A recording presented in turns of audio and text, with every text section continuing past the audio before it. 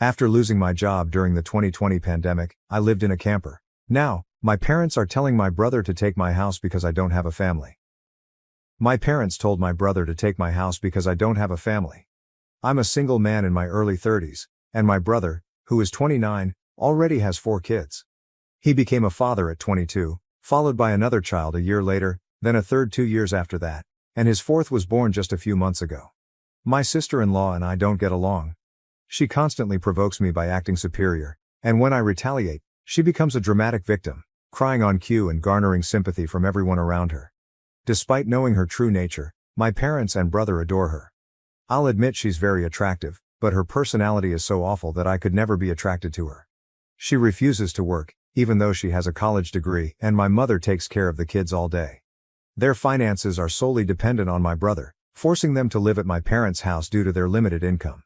Privacy is a serious issue with all of them crammed into a 3-bedroom house from the 60s. My younger brother was always the favorite growing up. We're 3 years apart, but he developed a superiority complex because any retaliation from me was met with severe punishment. It was clear my parents favored him, giving him more of everything unless other family members intervened, which they often did. This led my parents to move us 150 miles away from our extended family to avoid scrutiny, resulting in us only seeing them on holidays. My brother was physically abusive, flirted with my first girlfriend until she broke up with me, and laughed at any of my misfortunes. My parents' advice was always to suck it up. They only treated me equally when they wanted to maintain appearances. It was almost amusing to see their discomfort when they had to treat me the same as my brother on birthdays and Christmas in front of others. Our nosy relatives loved gossip, so my parents worked hard to hide the reality, threatening to take away my possessions if I spoke out. When I turned 18, they celebrated my move out, even though I hadn't finished high school. Couchsurfing was better than living with them. They didn't attend my high school graduation, but I didn't mind. Since then, I've only seen my parents and brother on holidays like the rest of the family. The 2020 pandemic hit me hard. I lost my job and couldn't renew my condo lease because my roommate also lost his job, and we couldn't afford the rent on unemployment. I love that 2-bedroom condo. As the lease ended, my roommate moved in with relatives, and I had to sell almost everything I owned to avoid homelessness. I shouldn't have rented such an expensive place, but I enjoyed the high life until it turned on me. I realized I should have chosen a cheaper place to save more money. I came up with a plan. I owned a truck because I love trucks, so I bought a $1,000 camper in good condition and attached it to my truck, planning to live in it temporarily. But I ended up living in it much longer. I initially hoped to park it at my parents' house, where my brother and his family lived. When I asked my parents, they said their house was full and we hadn't gotten along for the past decade. They would only let me park there if I paid rent equivalent to an apartment in my area, which was unaffordable for me as a jobless person trying to save my unemployment money. I might as well rent an apartment with that price. My parents called my camper an eyesore and told me to leave since we couldn't agree. My sister-in-law found it hilarious that I had to live in a camper, and my brother joined her in mocking me, calling me a homeless bum. I parked in a store parking lot that first night, scared out of my mind that someone might try to break in. I barely slept.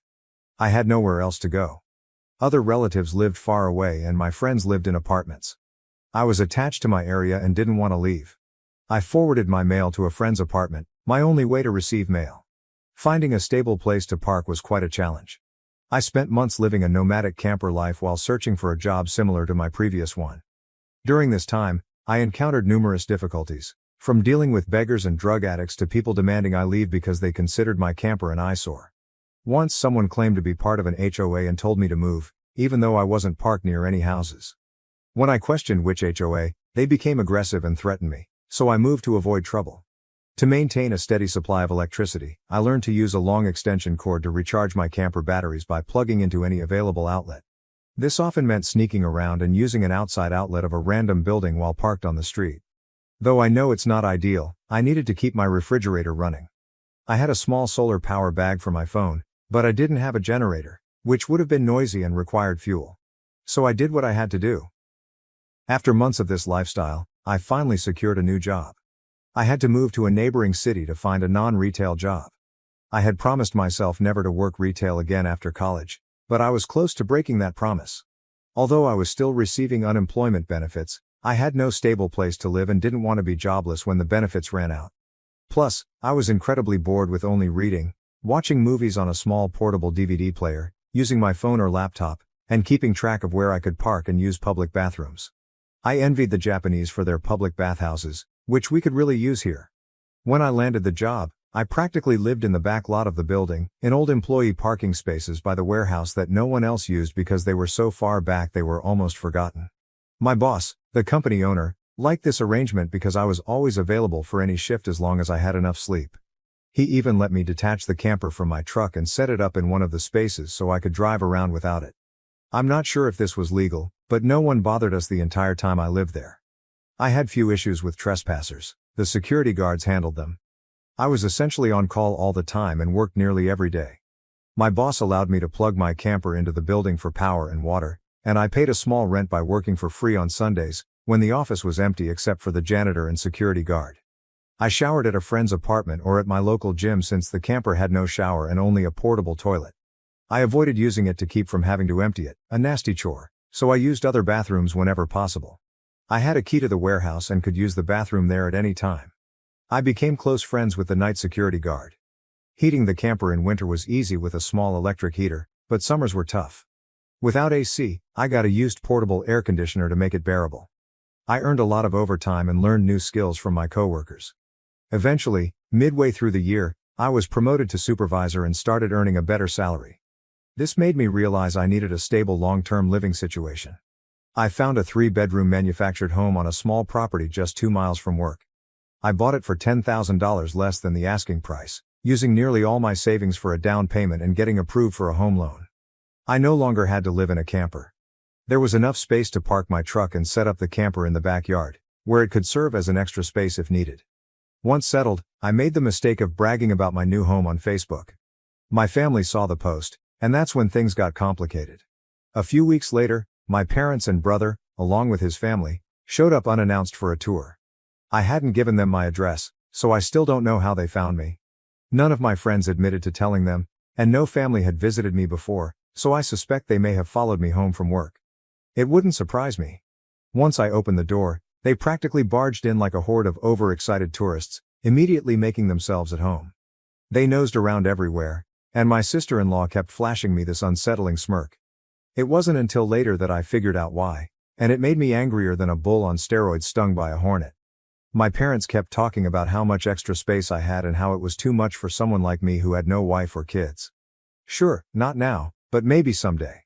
My brother kept pointing out that my house had more space than our parents and was closer to his job. Red flags all around, I know. Eventually, my brother, let's call him Dan for simplicity, asked to speak privately. Everyone else suddenly left the room and gathered on the front porch, making me realize they had planned something. Dan said the house was too much for me alone and suggested that he and his family move in because his wife was pregnant with their 4th child and my house was much closer to his job. He pointed out that I already had the camper, so I could just live in that while they took the main house. Not once did Dan mention offering rent, even though he had a good job. He also talked about making changes and setting curfews, saying I couldn't just walk in any time without notice. If it weren't my brother, I would have thought he had lost his mind. But Dan had long since gone off the deep end, thanks to our parents treating him like the center of the universe. I tried to speak, but he kept talking over me, as if I had no say in the matter. There was no way in hell I'd rent my house to him or his insufferable wife. I might consider renting to others to help pay off the mortgage, but not to them. I had seen stories like this online but never thought it would happen to me. Yet my parents, brother, and sister-in-law were a perfect fit for the roles of entitled narcissists. So I picked up my phone, set it to record, and held on to it. Dan didn't notice or care. He kept waving his arms and listing all the reasons why he needed my house. He acted like it was a done deal and even tried to shake my hand. That's when I finally stood my ground and said, "Hell no," loud enough that Dan stumbled backward. I rarely raised my voice to him like that, as I was usually punished for it by our parents, but this was my house, not theirs. My resolve was unyielding. I stood up and told him that my house was not up for grabs, and acting like he could move in just because they wanted it wouldn't change that. I bought my house for myself, and it wasn't my fault he kept having more kids and had to live with our parents because he couldn't afford to move out. Dan got as close to me as he could without touching me and said I didn't deserve the house and that he needed a better place for his family. I laughed in his face, saying that was total bull because I worked hard to buy my house. Of course, I deserved it. Dan started yelling that I had no wife or kids and didn't need all the space, so I might as well give it to him. I told him I wasn't giving him anything, and he hadn't even offered to pay rent if he moved in. I'd still be covering the entire mortgage on my own house without being able to live in it. Then Dan said he shouldn't have to pay rent because his family came first. After I kicked my parents, brother, and sister-in-law out for trying to force me to hand over my new house, I immediately went on social media and told the whole story to the family. It spread quickly, but you won't find it now because it has since been deleted and my profile is private. I posted about it because I knew my family would twist the event to make me the villain, and I was right. But I had about an hour to get my side out first, and I had video evidence to back up my story. No, I don't plan on showing the video here, so don't ask. Being proactive paid off because I got a decent number of family members on my side right away. My parents, brother, and sister-in-law must have planned to write their own post, but it was too late, so they didn't even bother trying to lie much. They had a few supporters, but not many. Most of our family already knew how entitled they were, so they quickly understood and accepted what happened. One person, whose identity I don't know, called me to rant that I was a horrible brother and needed to make way for a real family man. I just ended the call and blocked the number. It didn't happen again. The week went by and my parents showed up with Dan on my front porch, just as they said they would in their ultimatum. They rang my doorbell like crazy and pounded on the door until I finally answered. I opened the door just a crack, and they tried to shove their way in again. But I had installed a couple of latch chains and braced my body against the door. My father and brother demanded I let them in, but I said I was recording everything on camera and would call the police if they tried to force their way in again. My mother calmed them down and, in her most sickly sweet tone, asked if I was ready to let my brother move in. I told them to f off and never come back. My mother put on the crocodile tears and asked why I couldn't just do this for Dan because he's my beloved brother. I laughed and bluntly said I don't love him as a brother because he treated me like crap for years, and they encouraged him to do so. They are terrible parents, and he is a terrible brother.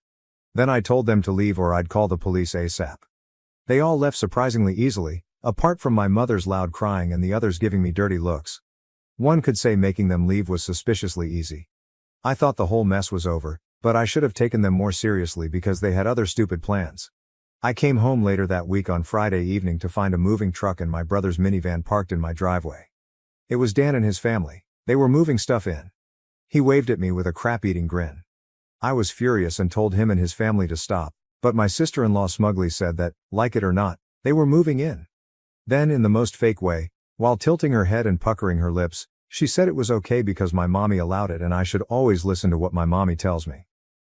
I seethed with rage just hearing those words and looking at her smug face, so I locked myself in my truck and called the cops right away. When they realized what I was doing, my sister-in-law started pounding on my window and yelling at me to stop, saying I couldn't do this to her because she and Dan needed the house. She cried, "Why can't you just do this for Dan?" I responded, "F Dan, it's my damn house, not his." Then she threatened to key the side of my truck unless I stopped calling the police, all of which the 911 operator heard thanks to the window being slightly open. I told my sister-in-law that if she damaged my truck, I'd sue her, and she was smart enough to retreat. When the police arrived, Dan, my sister-in-law, and their kids had locked themselves in my house. I explained the situation to the cops and showed them my new driver's license with my current address. When we approached the front door, I noticed they'd changed the lock, and the old one was lying on the porch with the center drilled out. The drill and a Harbor Freight drill bit set were left right next to it. Could they have been any more foolish, leaving evidence out like that? I pointed out the broken lock and the drill, then detailed the events that had transpired. It seemed Dan had called our parents, as they showed up while I was talking to the cops. My parents immediately lied, claiming I had agreed to rent my house to my brother and his family. I countered, saying that was an easily provable lie. Dan and my sister-in-law finally emerged from my house with some papers, looking smug as if they'd outsmarted me. They had drawn up a fake rental agreement, but my signature wasn't on it. There was a signature, but it didn't resemble my handwriting at all. I doubted they had ever seen my signature, which was incredibly stupid on their part. I pointed out that it was blatant fraud and that if the cops investigated it would be clear. I warned that going to jail and court wouldn't benefit them, and it could even make Dan lose his job, his only means of supporting his family. I also mentioned I would get a lawyer and sue for damages if anything of mine was lost, stolen, or broken, and I'd call CPS for good measure.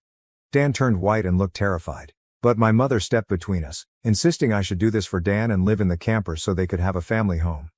I shouted at her that if she thought it was such a great idea, she should let Dan have her house instead. The cops separated my mother from me and I loudly demanded they all leave immediately, or I'd press charges. I declared that they drilled out my lock to break in. The lease papers were obvious fakes. They badly forged my signature and I had recorded video of my sister-in-law attacking me. These were felonies I could ruin their lives with if I wanted, and if they didn't leave, I would do just that. The only reason I hadn't already was for Dan's kids, so they had one chance to get out. My parents finally realized they couldn't force me to give in.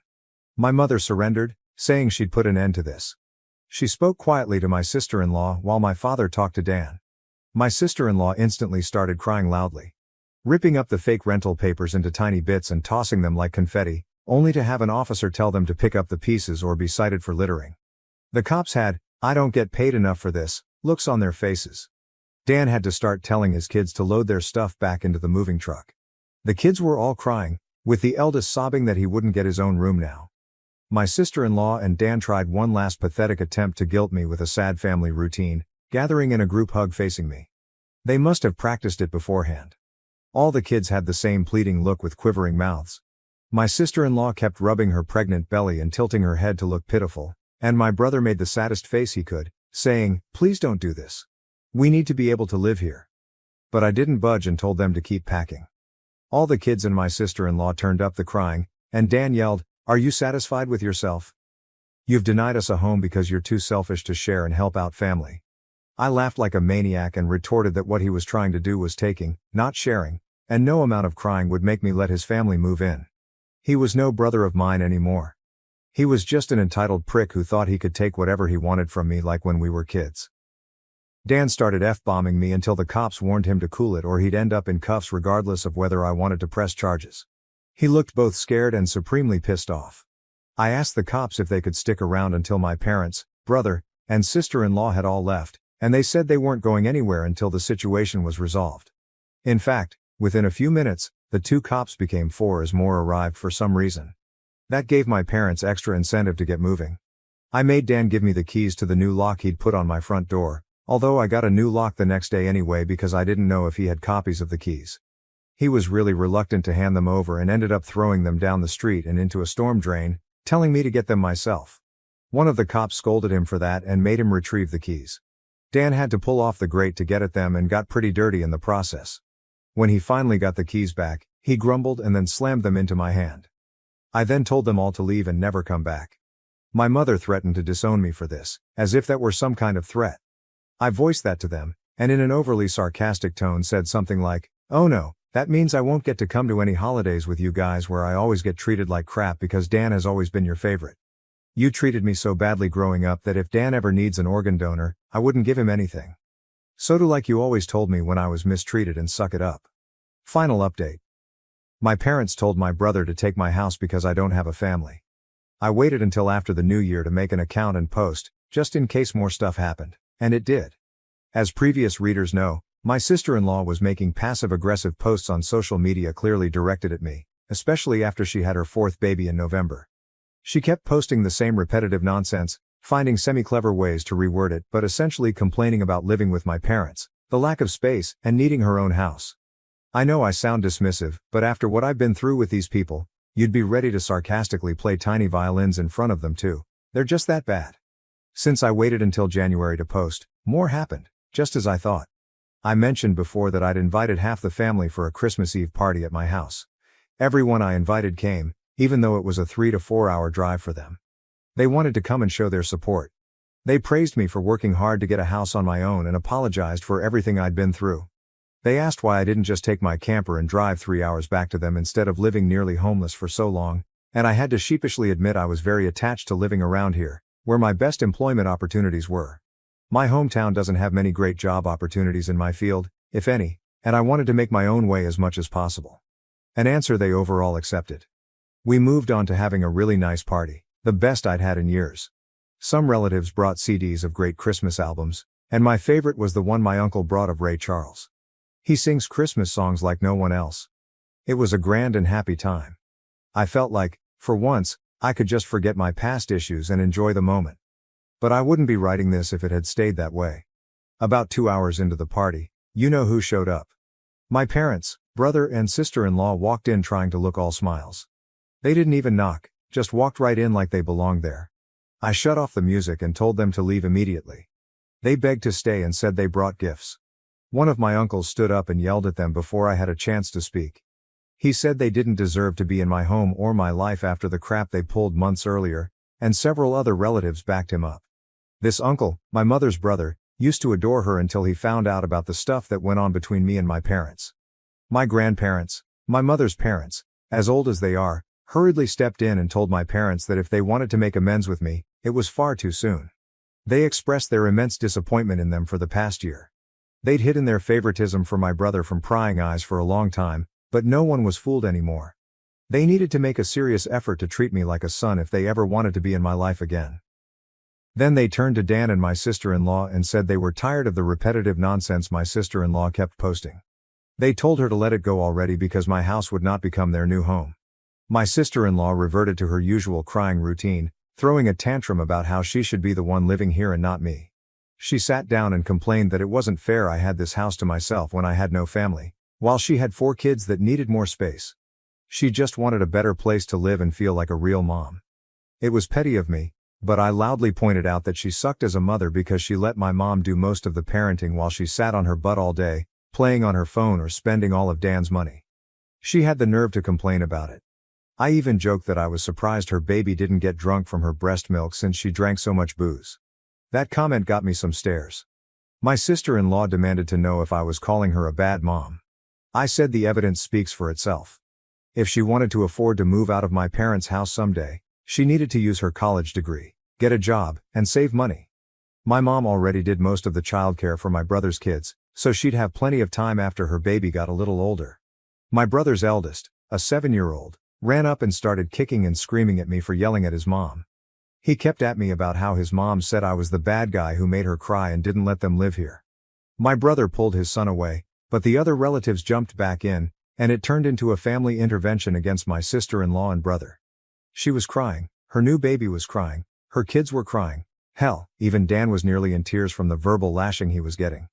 He ended up just sitting on the ottoman by the front door, looking like a complete wreck. He couldn't look anyone in the eye. He couldn't even say 2 words to me, not with a house full of angry people ready to judge him if he tried to act like the golden child again. If they weren't there to hold him back, I bet this would have ended up like when he tried to take my house months earlier. By this point though, he'd been so thoroughly humiliated that his and my parents' reputation in the family was completely destroyed because the masks were off. Soon after, my parents, brother, and sister-in-law all left in defeat. The party resumed, and we all avoided speaking of what had just happened for the rest of the evening. Since most of the adults had been drinking, everyone stayed the night at my house. I even let some of them sleep in the camper to ensure there was enough space. It makes a good guest house. My relatives had wanted a tour of it earlier and couldn't believe I'd been living in it for around 2 years. They asked a lot of questions about what summer and winter were like and so on. I was up earlier than everyone else on Christmas morning and had a fresh pot of coffee and some ibuprofen ready for those suffering from spiked eggnog hangovers. They complimented me on being a way nicer host than my parents ever were, and we all agreed to do this again next Christmas. After Christmas, my sister-in-law finally stopped making posts that were obvious digs at me and even deleted the old ones. But shortly after the new year, she posted again, complaining about how she tried to convince my parents to get a camper like mine so it could be set up in the backyard. That way, Dan and his family could use the whole house as their family home. My parents vehemently turned down that idea. They were not going to be pushed out of their own home, let alone their master bedroom. The post was only up for a couple of days before my sister-in-law removed it, and she has hardly posted anything since. She loves to complain, but if a tree falls and no one is around to hear it, can it still complain? My sister-in-law seems to have realized there's no point in doing it when no one is listening.